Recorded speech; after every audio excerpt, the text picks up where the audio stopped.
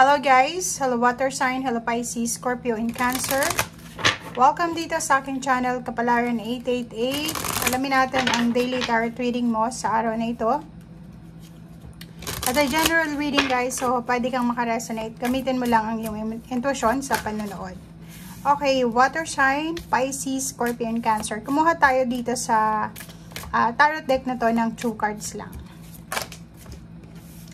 Okay, so wow. So, ang reading natin is pwedeng mag-resonate araw-araw or pwedeng 3 days before, 3 days after, 3 weeks after, 3 months after, or nangyari na siya. Okay, so first card natin dito, water sign, is breaking trail. Okay, a breakthrough is at hand. And infinite abundance. Abundance is pouring into your life.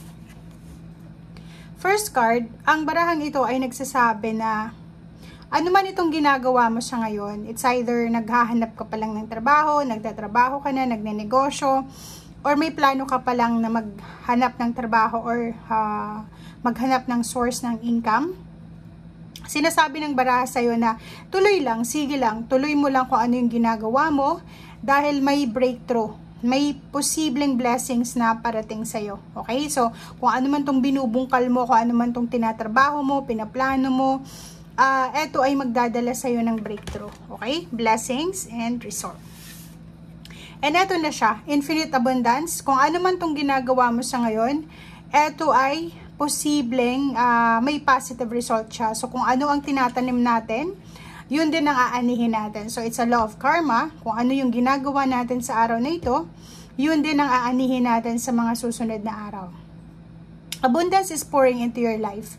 Pag sinabing abundance, depende yun sa kung ano yung abundance na gusto mong i-manifest. It's either money, career, relationship, family, travel, spiritual, peace of mind, or kung ano man na abundance ang gusto mo. Dito sinasabi na kung ano man ang abundance na ito na gusto mong mayari sa buhay mo, ay parang ulan ito, na unlimited yung pagtulo ng ulan, di ba? Yung pag-shower ng rain sa buhay mo. So, infinite abundance, unlimited abundance is on the way. Okay? Thank you.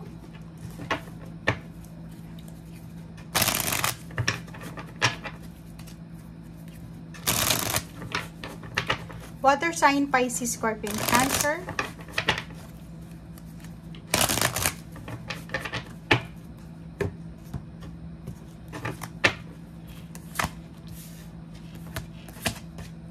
Okay, first 2 cards natin dito guys, sinasabi ng baraha sa'yo dito na yung focus ng iba sa'yo ngayon, water sign, Pisces, Scorpio, and Cancer, is relationship.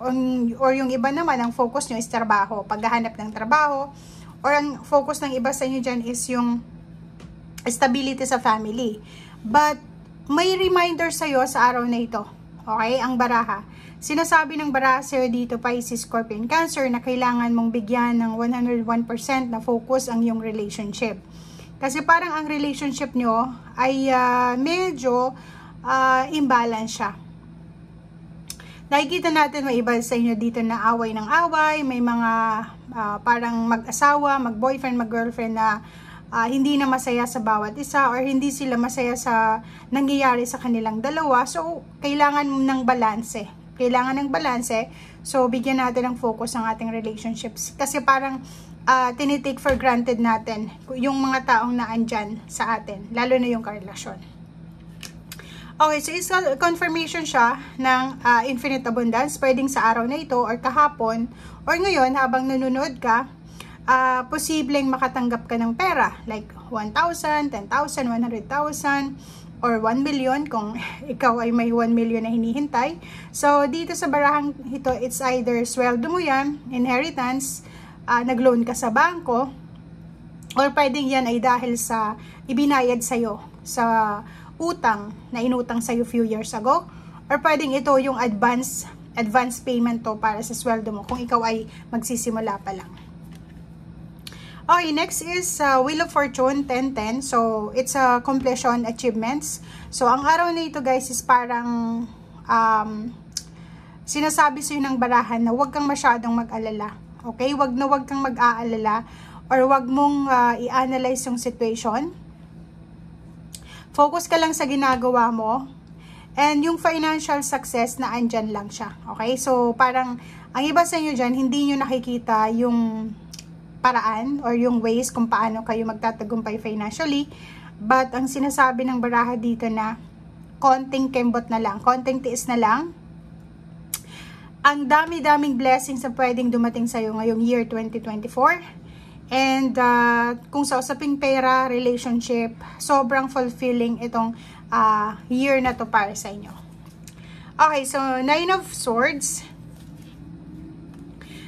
Nakikita natin dito guys na if ever may mga problema kayo na kinakaharap sa ngayon or may mga stress na nararamdaman, may isang tao na posibleng mag-offer sa'yo ng support or protection. It's either sa relationship siya or it's either sa mga decision making mo. So if, for example, hindi ka makatulog sa sobrang stress, hindi ka makatulog sa sobrang anxiety, or ang dami-dami mong iniisip, siguro yung iba sa inyo nangangailangan ng pera or yung iba sa inyo nangangailangan ng trabaho, may isang tao na pwedeng mag-offer sa'yo ng kalinga, ng gabay, or pwedeng may isang tao na gustong mag-offer sa'yo ng pakikipagkaibigan or relationship or any commitment. Or pwedeng may isang tao, pwedeng air signs, Gemini, Libra, or Aquarius, and isang malungkot na individual, kahit anong zodiac signs pwede naman makaresonate dito, and posibleng hinahanap nila yung guidance mo. May malungkot dito, malungkot na individual, malapit sa'yo dati. But now, parang iniiwasan mo na siya, naglagay ka na ng boundaries sa paligid mo kasi sobrang toxic ng taong ito. And sa araw na ito, parang siguro namimiss niya yung presensya mo or siguro iniisip niya kung naandyan siya sa paligid mo or malapit lang siya sa'yo, siguro hindi siya magsasuffer or hindi siya mamumroblema. Okay, sa araw na ito, sinasabi ng baraha sa atin na if nakareceive ka ng malaking halagang pera or umuulan ng salapi sa buhay mo or abundance, kailangan mo daw na balansehin yung pera. So, kahit maraming perang dumating sa'yo, maraming pera kang mahawakan, make sure na planuhin natin yung mga expenses, magtipid tayo, isulat natin lahat ng mga gastusin kasi hindi naman rason yung malaki yung sweldo natin, malaki din yung gastos natin.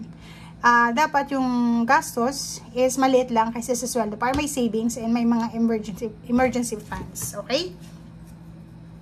Okay, next is 6 of Swords. So, nakikita natin dito, if ever malungkot ka or may mga stressful na nangyayari sa paligid mo, may movement dito, so may progress. So, ibig sabihin yan, simula sa araw na ito, may iba sa inyo dyan na magta-travel. May magta-travel dito dahil siguro may nag-offer sa'yo ng work. Since sobrang stressful yung walang trabaho, diba? So, pwedeng may kakilala ka, mag-offer sa'yo ng work. And today, kailangan mo mag-travel sa malayong lugar para puntahan yung trabahong ino-offer sa'yo. Pwedeng kasama mo ang buong pamilya or pwedeng ikaw lang mag-isa.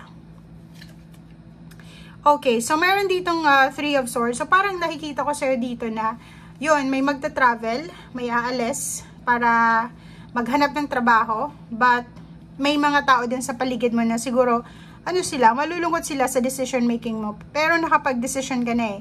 Gusto mo nang makaalis sa situation na to, like sa financial and emotional stress. So, parang sinasabi mo dito na gagawin mo ang lahat, makaalis ka lang dyan.